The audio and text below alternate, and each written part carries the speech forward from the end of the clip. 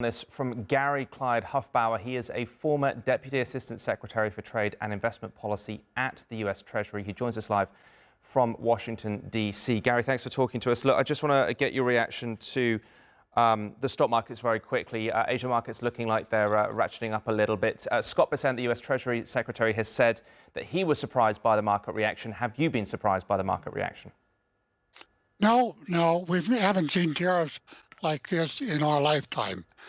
So this is an immense shock that Trump has visited on the economy, on the world economy, but on the U.S. and China economy. And my expectation is that trade with China, two-way trade is about $700 billion, and that's going to shrink quite dramatically because I don't see President Xi backing down, and I can see President Trump putting on another 50%. So at that level, there's no reason to have any trade because the tariffs are so high. And I'm expecting a recession in the U.S. So my view is that the market right now, this afternoon, is hoping that there's going to be a lot of negotiation with many of the countries which were hit with quite high tariffs. I think there'll be some negotiation, but I doubt the market will be happy with what happens. Gary, this is clearly an indication of the difficulty that investors are having trying to make sense of what Donald Trump says, what he means, what he intends to do, and what he actually will end up doing. This unpredictability can't be good for trying to set economic policy, not only in the United States, but also around the world. Well, that's right. The uncertainty level is extremely high for all business firms. And I think I'm sure you realize that Trump enjoys the chaos. He thrives on chaos. So he wants other countries to be quite uncertain. I don't think he seems to be minding the market chaos very much, though some of his billionaire supporters are backing away. So the big surprise to me would be if suddenly we got kind of a peaceful situation, normal negotiation, and the tariffs were removed. I don't think that's going to happen.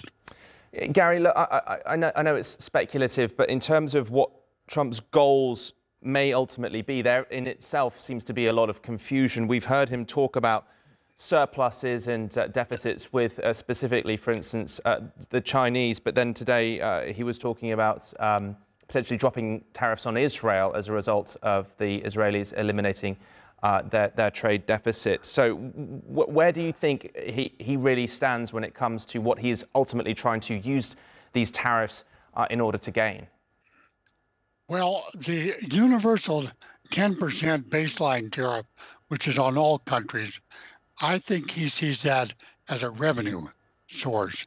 And 10% means quite a bit of revenue, probably about $300 billion a year. So that will provide revenue for his tax cuts. Now, the bumps on tariffs, and some of them are quite high, China being into the stratosphere, those are for various kinds of negotiations, I think, plus this notion of eliminating or reducing the trade deficit. No economist that I know think that's going to happen, but that's his goal. And as long as we have trade deficits, he's got reasons for bumps, higher tariffs on countries which have trade surpluses with the U.S. So that looks like the forecast going forward.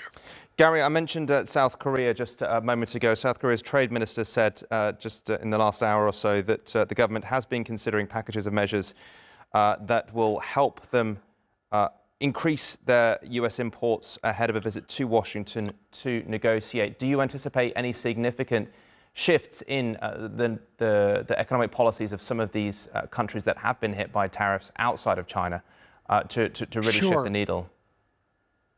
Korea for certain. I follow Korea pretty closely, and they have every reason. They're a military ally of the U.S., depend on the U.S. for military security. And they could do a lot of things to purchase more U.S. goods, especially defense goods. But natural gas, other items, they can open their agricultural market. And so they are one of the countries where I think negotiations will be successful. I think also with Japan, I think he's rejected that. Gary, just to interrupt, he's rejected seemingly this EU 0 for 0 deal as well. So there seems to be like some confusion about the standards that he's applying in one area and the standards that he's applying on other areas. So how on earth do you begin to negotiate a trade deal on the basis that that the goalposts are consistently moving? Yeah, well, he doesn't like Europe, and he's not going to go for that 0 for 0 because he wants Europe to accept a lot of U.S. agricultural products, and politically in Europe, that's pretty hard to do. So Europe is not his favorite area. I think it'll be other countries where he is able to strike some deals. For example, India.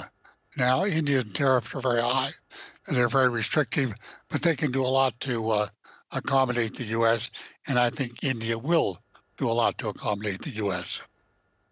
Okay, Gary, thank you so much for that. That's Gary Clyde Hufbauer, who's a former Assistant Secretary, Deputy Assistant Secretary for Trade and Investment Policy at the U.S. Treasury. Gary, thank you so much for your thoughts. Thank you.